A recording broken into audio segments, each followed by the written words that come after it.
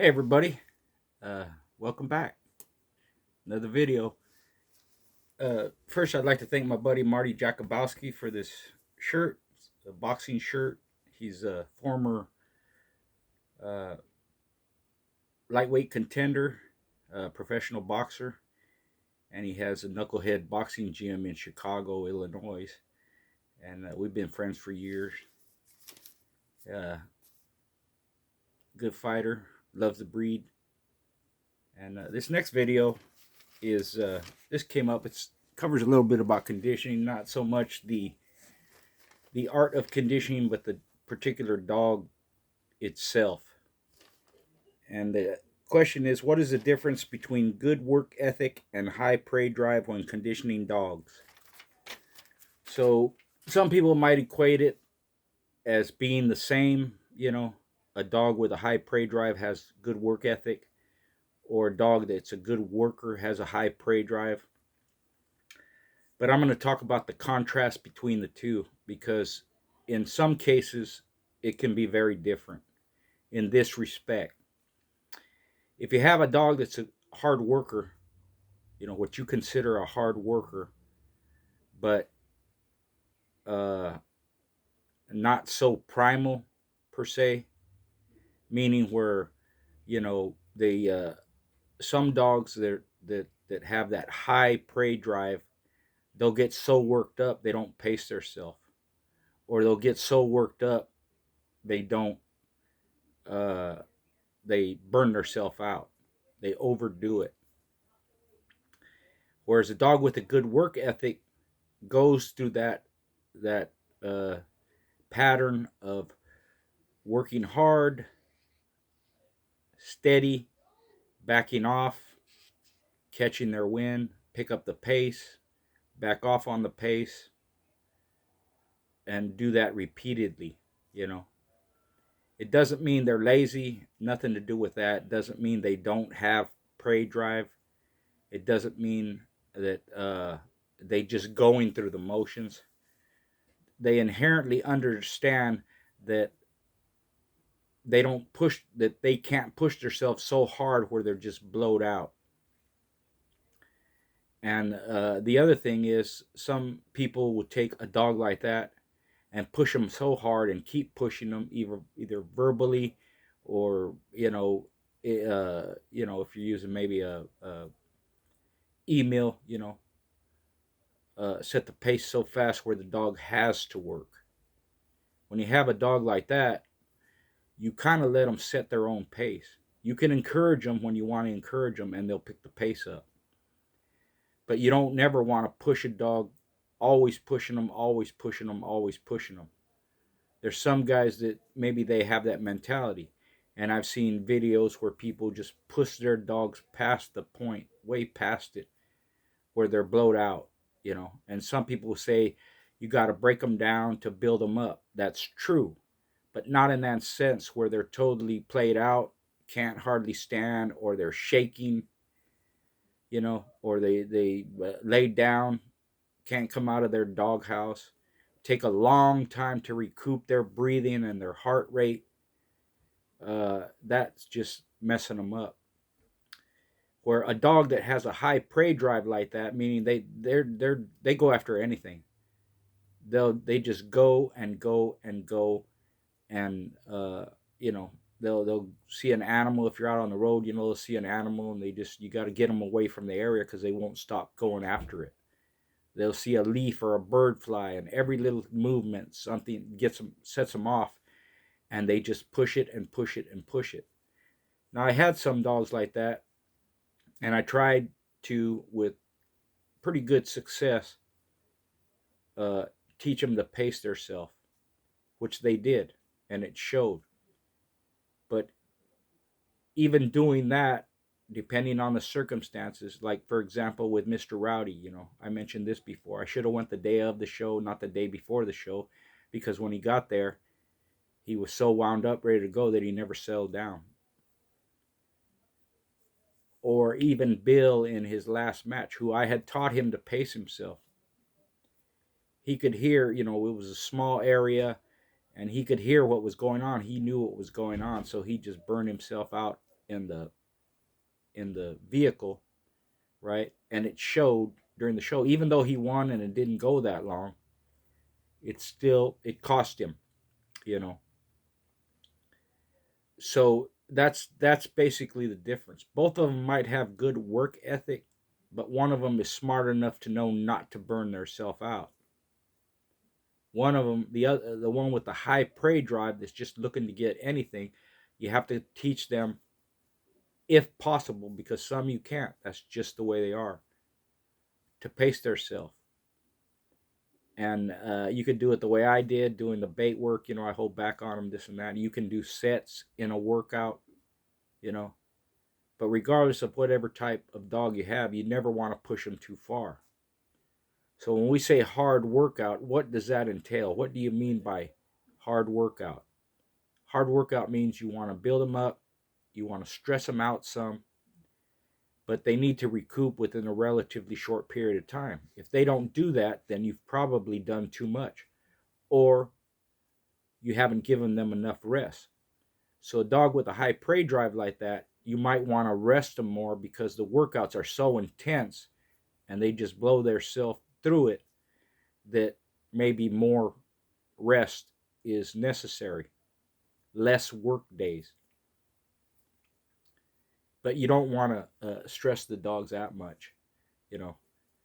It doesn't, you know. The mentality is, whether you think, you know, the way you've, if you have any experience in sports or doing something like that, or work, or even in the military, you know, uh, you want to be able to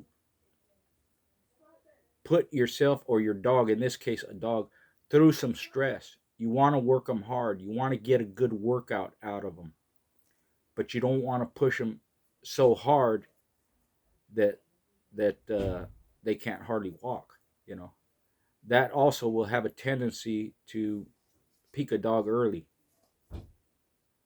because you know, you can't keep building a dog like that up, keep building them up, keep building them up, keep building them up, you know. You know, increasing the time, increasing the distance like that, because they're not able to handle it, because they're so intense and work so hard that it actually becomes a detriment. So in my case, a dog that had high prey drive, I don't know if this will make sense to you or not. Those were the ones that I kind of would do a shorter keep on, because the workouts are intense. And because I can't keep building them up to do all this distance repeatedly over and over, days and days on end, because it'll kill them. Not kill them dead, but the workout is a waste of time, because you're putting too much on them. You're having them go, and that doesn't mean that the distance has to change or the time has to change. You're just getting to that point faster with a shorter keep, and you're doing those increases less with a shorter keep, right? So uh, where you really see this is, you know, again, speaking back in the day, if you want a disclaimer, you know, nothing meant for illegal purposes, and I'm speaking of the past, it's all history, you know. In real time, you'll see that with some dogs that have just a high prey drive, and even people that are willing to admit it, you know, they know that they have to finish this quick. They know that it can't be a long drawn out fight, or they can't go, you know, a distance, an hour, hour and a half like that, because the dogs can't take it. He won't be able to go through it, right? So that's what they're banking on. And with a dog that does pay himself and has a good work ethic, you can use a longer keep. You can build them up incrementally, slower over time, and keep increasing it. Now you may get the, like in my case, I may get both types to run, uh, you know, get them up to, let's say, 8 or 10 miles, right? The good work ethic one, I'm increasing that up over an 8 week period, you know. Whereas where you know, I started a certain point, I build them up, start a point, build them up slowly every work day, or every, I did it every 3 days, and then the increase. Whereas the other type of dog, I'm getting them to that point faster. So I'm gonna do a longer distance in the beginning, and the increases are only a few times during a short keep. It's not, 3 days do this amount, and then next 3 days do this amount. It's, I'm going to do this amount, and then the next time I'm going to increase it, and then the next time I'm going to increase it. That it's not generally a 3 day period. You know, I may run them. Let's say I if I'm going to do a 4 week keep, I'm starting them off at 5 miles, so that within 3 weeks, which is basically the total workout, I got them up to the 8 miles. But you can't take a dog that isn't regularly exercised, that isn't down in weight, that isn't fit already. You can't do that in four weeks. It's not enough time.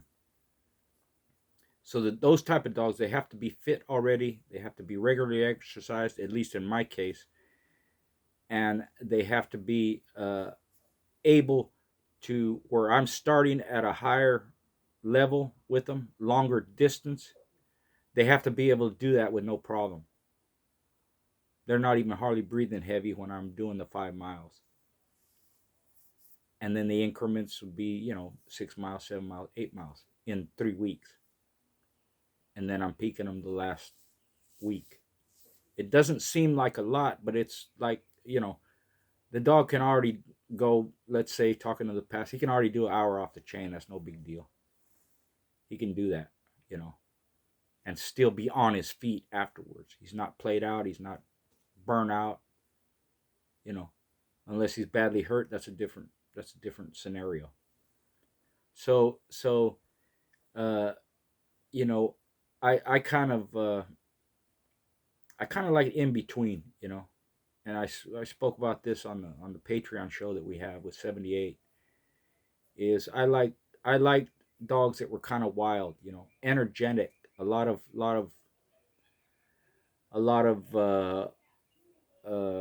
spirit, but I didn't like them to be where they're so intense, so blinded by rage or whatever you want to call it, that they can't think, that they can't pace themselves. Because a dog like that, even when they have the advantage, that's great. But when they don't have the advantage, they're still pushing themselves. They don't have enough sense to not push themselves until things change, and they have the advantage back again. Or one that has a good work ethic but can think, doesn't push themselves past and beyond their limits, they'll get in those spots and slow down a little bit, just like in the workout, and then look for an advantage or take an advantage and then increase it. And it goes back and forth like that. And it doesn't matter if it was a short show or a long show, they would do that during the whole show. You know, the I don't want to call it lax in time or the slow down part, but kind of that mentality where you know they're not pushing so hard. It doesn't have to last a long time. It doesn't have to be minutes. It can be seconds. It can be 30 seconds. It could be a minute, and then they're back on the increased pace. Or a dog that has that heavy, intense prey drive that just almost blinded with emotion. You know, they don't stop. They don't slow down. They don't back off. And if you have a dog that's devastating, that can do a lot of punishment, they don't go a long time. They don't have to. If they're strong and fast, have a good mouth, if they know how to wrestle, they know how to, uh, counter defensive moves with offensive moves, they don't have to go a long time. And even dogs that are like that, through a keep, you can improve on their air a little bit. You can teach them, put them in situations where they will think a little more and not so blinded, not so crazy, you know. So when I say I like wild, crazy dogs, it doesn't mean that I like dogs that are just so intense and so blinded that they don't think or they don't pace themselves. Because if I can take a dog like that and teach him to pace himself during a keep, that's an intelligent dog too. They're not a dumb dog, you know. And like I said, depending on the circumstances, you know, even teaching them how to pace themselves and all that, if the circumstances ain't right, they'll still burn themselves out before you step in that box and waste that peak and waste that conditioning. Whereas a dog is more relaxed, even though when you face them up, he's intense, right? But a dog, when he's not in that uh, situation, they're more relaxed. They wait, they rest, you know, and don't get worked up that way. They both types know what's going to happen. It's how do they approach it. You know, you have one that gets so intense that he can't hardly hold himself still to get going, and you have one that knows it's going to happen, so I'm going to wait till the opportunity presents itself before I get worked up. You know, uh, people have their preferences. People like, you know, one type over the other generally. Some people like both types, you know. But the important thing is to learn how to condition both types. Learn what the dog is about and how are you going to approach his conditioning. How are you going to condition that dog? And this ain't part of this conversation or topic, but you have some dogs that what you would call lazy or don't like to work. Those I definitely don't like, those type of dogs. If I can't get them to do my keep or I can't get them to do some form of exercise, and I don't mean just do it, I mean do it in a fashion that's going to increase their conditioning and help them, then those are definitely the type I don't like, you know. Those are rare because most pit bulls like to work, but there are dogs that are just, they won't do hardly a thing. They won't hardly walk on a lead, you know, whether it's just being stubborn or some, you know, they have some trepidation about being in public or, you know. And a lot of times those type of dogs, it's because they've never been done nothing with their whole life, never been outside their yard, never been exposed to anything.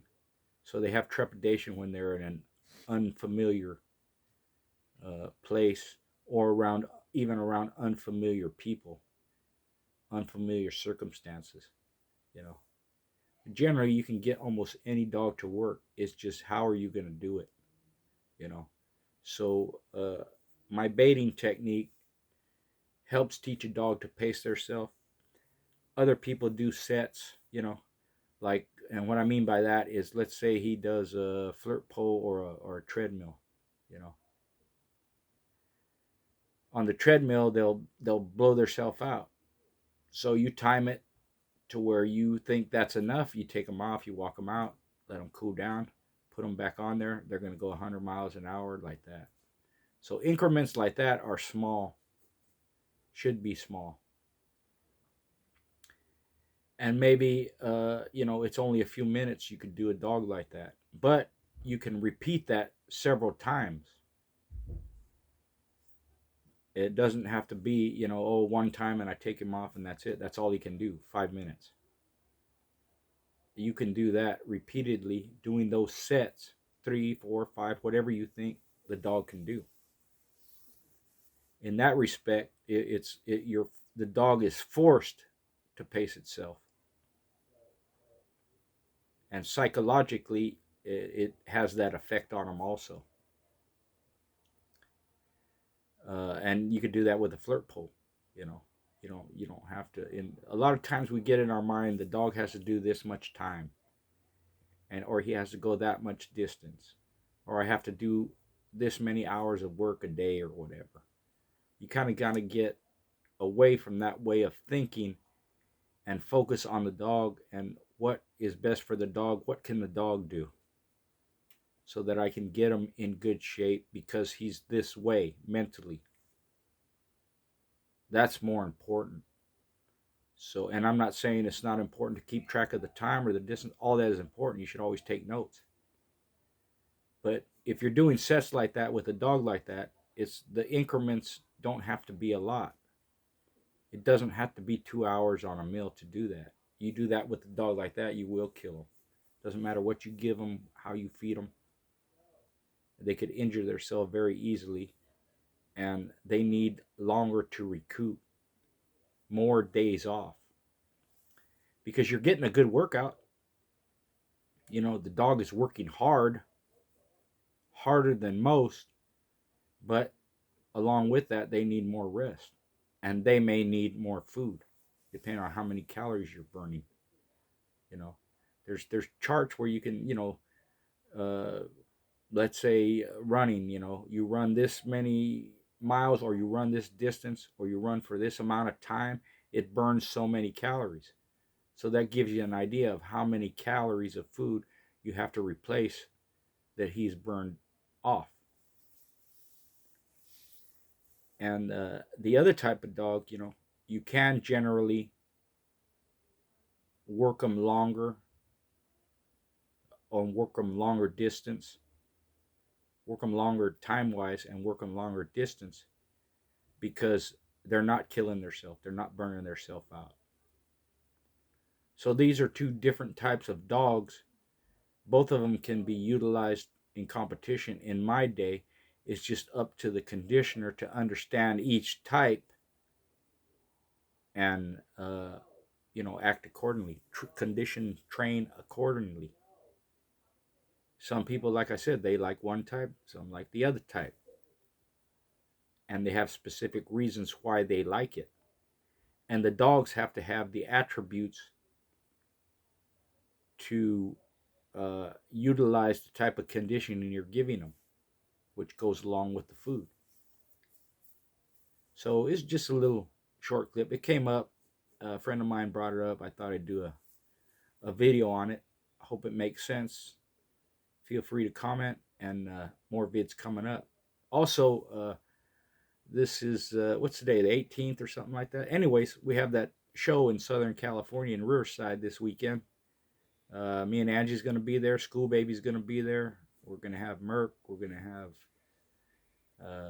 trophies. I'm going to judge. T.O. Williams going to judge. He'll have stuff too. They always have a good food setup. If you guys are out that way, come by, swing by, say hi, introduce yourself. Don't ever think that I'm too busy to at least shake your hand or talk to somebody. I'm always willing to do that. If you have questions, you can uh, ask me there. And if you want a photo bomb or whatever they call it when we're taking pictures, go do that too. Or if you want to take a picture, we'll do that. But again, thank you.